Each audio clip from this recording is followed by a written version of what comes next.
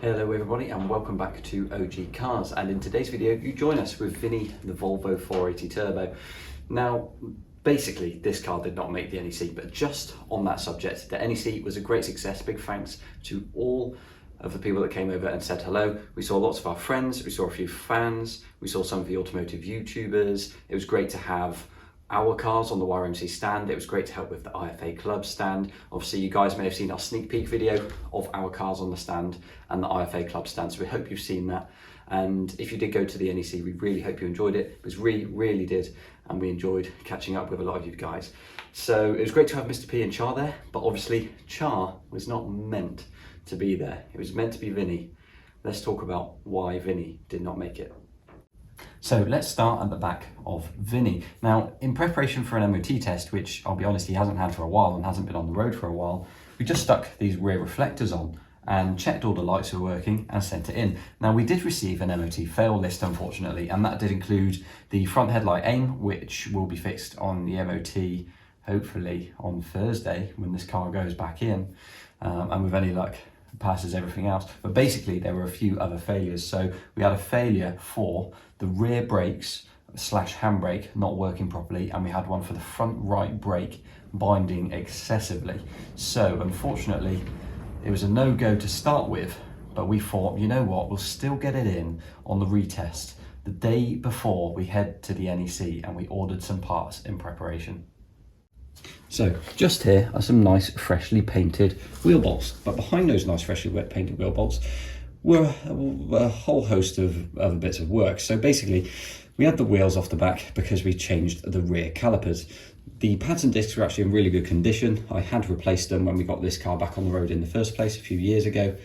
But unfortunately the brake calipers were suffering a little. We did have some advisories for the handbrake previously in its life, so ultimately a little bit of work was required. We did some new rear calipers, which we managed to get off eBay for 100 quid for the pair, so that was perfect and they arrived perfectly in time. We got the handbrake adjusted and the handbrake was working perfectly. Unfortunately, when bleeding the rear brakes, we had a big no-go on the near side rear just here, because the brake hose had unfortunately collapsed and was not allowing fluid to the caliper, which meant, sad face, we could not make it to the NEC. Okay, so we missed the boat on the retest. Char had to go to the NEC. Not all bad, because obviously Char's done a lot, especially this year, with his whole history of being the charity car, Pandas with Prostate Cancer guys, obviously doing the adventure. It was really good to get him out, and he did get a lot of praise for doing those things. So that was great, and get the word out there for people that don't know. Obviously Mr. P had to be there. Big respray, 30th birthday literally coming up in the next week or two. We got those people to sign his card, awesome stuff. But yeah, 3 days of standing up Friday, Saturday, Sunday after setup on the Thursday, and talking all day. We were shattered, and we had just received the brake hose, and we got to work on getting Vinny the Volvo back up to scratch on the Monday night. So with the new brake hose on, we bled the brakes, and the brakes on the rear are now working perfectly. Again, the handbrake was adjusted and working perfectly as well, so that's all good. I swapped the car around in the garage after all that work and basically got to work on the offside front caliper. Now it turns out, I think it had a fail for the offside front caliper not working correctly. Turns out it was just binding. I think the pads were tight. They were tight on both sides, but it was definitely binding on the offside front, so fair enough. We've checked the calipers and they are fine. Made sure the pistons go back freely, all good. Obviously I've still not quite finished, hence this video, and what we're going to do next. But yeah, basically the pads were tight, so they've come out. We've ordered new pads, they're here now. So the plan is to go and get those pads in and try and get the front brakes all sorted tonight.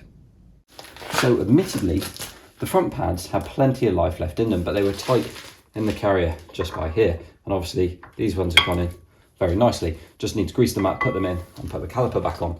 Now, what you may see is some nice shiny silver paint, and that's on the carrier and on the caliper, and that's because I wanted to keep all the colours uniform. Previously they were yellow, which looked really cool, but the new rear calipers were silver, of course, so I did the carrier silver on the back, and I figured as I'm playing with the front brakes anyway and doing pads, I may as well just paint the silver to match, and if we want to do yellow, we can respray them again in the future.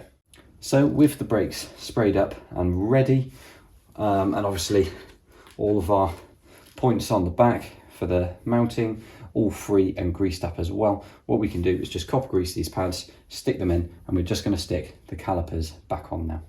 Right, that's the wheels on and turning smoothly. So let's go and pack up all the mess I've decided to make, and then we should be good to go. Okay, so now it's down on the ground. I've just done a couple of things to basically finish it off. Now, one thing I've been meaning to do for a while is fit a kill to the battery, because basically it likes to die if it's been connected for a fairly long time, and obviously it sits around for a fair while. So we want to get rid of that drain, and basically all I've done is just use one of these kill switch type negative leads. So basically once it's tightened all the way up, that means that it can connect like so, and all you do is untighten it very slightly and the battery is no longer connected. So that's absolutely fine, that's done. And basically I had a couple of clips broken on the headlight, so I've just taken the cover off and sorted those. Now the very most important thing you should do, and you should probably do this as soon as you put it on the floor, is torque your wheels. So let's go and do that now. Okay, so we've got our torque wrench here and it's already set. So all we need to do, obviously don't leave it set in your toolbox, because that damages the inside of the torque wrench. But yeah, basically set the torque, tighten it up, and then do it in opposites, and you should be all fine.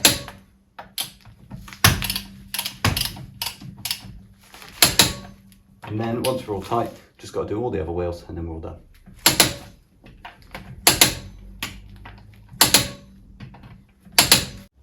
Okay then, so that's all the wheels torqued up. We've got nice shiny wheel bolts, we've got nice shiny brakes, which actually works, so that's ideal.